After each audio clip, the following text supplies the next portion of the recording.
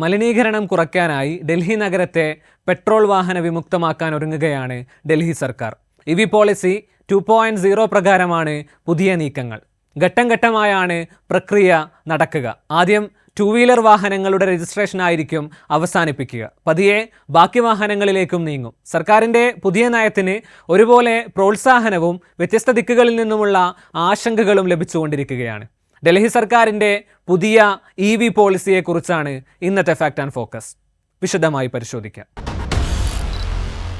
ലോകത്തിലെ ഏറ്റവും മലിനീകരണം നിറഞ്ഞ നഗരങ്ങളിലൊന്നാണ് ഡൽഹി. വേൾഡ് ഹെൽത്ത് ഓർഗനൈസേഷൻ്റെ കണക്കുകൾ പ്രകാരം ഡൽഹിയിലെ വായു മലിനീകരണത്തിൻ്റെ തോത് 8 മുതൽ 10 വരെ മോശമാണ്.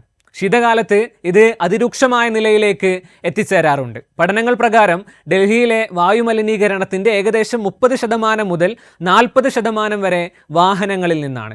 ഈ അവസ്ഥയെ മുൻനിർത്തിയുള്ള ആലോചനകളാണ് പെട്രോൾ വാഹനങ്ങൾ പൂർണ്ണമായും നിരോധിക്കുന്ന നയം സ്വീകരിക്കാൻ സർക്കാരിനെ പ്രേരിപ്പിച്ചിരിക്കുന്നത്.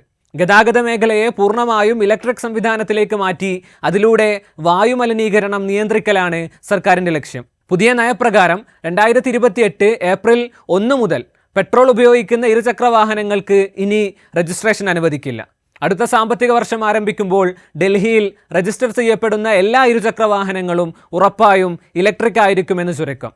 ആദ്യഘട്ട നിരോധനത്തിന് ഇരുചക്ര വാഹനങ്ങളെ തിരഞ്ഞെടുക്കാൻ പ്രത്യേക കാരണമുണ്ട്. നഗരത്തിലെ ആകെ വാഹനങ്ങളിൽ ഏകദേശം 67.7% ഇരുചക്ര വാഹനങ്ങളാണ്.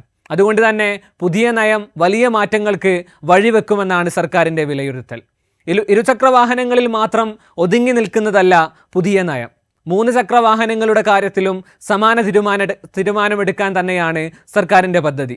അതോടെ ഡൽഹിയുടെ തെരുവുകളിലുള്ള ഇന്ധന ഓട്ടോറിക്ഷകളുടെ ഓട്ടവും നിലയ്ക്കും. ഇനി വലിയ വാഹനങ്ങളുടെ കാര്യത്തിലേക്ക് വരുമ്പോൾ അവിടെയുമുണ്ട് പരിഷ്കരണങ്ങൾ. സ്കൂൾ വാഹനങ്ങളെയാണ് ആദ്യഘട്ടത്തിൽ EV പോളിസിയുടെ ഭാഗമായി മാറ്റാൻ ഉദ്ദേശിക്കുന്നത്. ഇതിനായി വിദ്യാഭ്യാസ വകുപ്പിന് പ്രത്യേക നിർദ്ദേശവും നൽകിയിട്ടുണ്ട്. നയം പ്രാബല്യത്തിൽ വന്നതിനു ശേഷം 2 വർഷത്തിനുള്ളിൽ സ്കൂൾ ബസ്സുകൾ കുറഞ്ഞത് 10% ഇലക്ട്രിക് ആക്കാനും തുടർന്ന് 3 വർഷത്തിനുള്ളിൽ ഇത് 20% ഉയർത്താനും 2030 മാർച്ച് 31 30% എത്തിക്കാനുമാണ് വിദ്യാഭ്യാസ വകുപ്പിനോടുള്ള സർക്കാരിൻ്റെ നിർദ്ദേശം.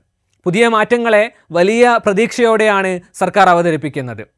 പ്രകൃതിയോട് ഇണങ്ങിയതും കൂടുതൽ ലഭ്യവും ചെലവ് കുറഞ്ഞതുമായ ഗതാഗത സൗകര്യമാണ് ഡൽഹിയുടെ ഭാവി എന്നായിരുന്നു പുതിയ EV നയത്തെ പരിചയപ്പെടുത്തിക്കൊണ്ട് ഗതാഗത മന്ത്രി പങ്കജ് കുമാർ സിംഗ് പ്രതികരിച്ചത്. പുതിയ നയത്തിലേക്ക് ചുവടുമാറാൻ നികുതി ഇളവുകൾ ഉണ്ടാകുമെന്നും ഇലക്ട്രിക് ചാർജിംഗ് ഇൻഫ്രാസ്ട്രക്ചറിൻ്റെ വികസനം ഇതിനായി ഉറപ്പാക്കുമെന്നും അദ്ദേഹം പറഞ്ഞു. പുതിയ നയത്തിന് മികച്ച പ്രോത്സാഹനങ്ങൾ ലഭിച്ചുകൊണ്ടിരിക്കുകയാണ്. International council on clean transportation പുതിയ നയത്തെ മാതൃകാപരമെന്നും ഏറെ പ്രതീക്ഷ നിറഞ്ഞതുമാണെന്നാണ് വിശേഷിപ്പിച്ചത്. അതേസമയം പെട്രോൾ ഇരുചക്ര വാഹനങ്ങൾ പൂർണ്ണമായും നിരോധിക്കാൻ ഒരുങ്ങുന്നതിൽ ആശങ്കയും ഉയരുന്നുണ്ട്.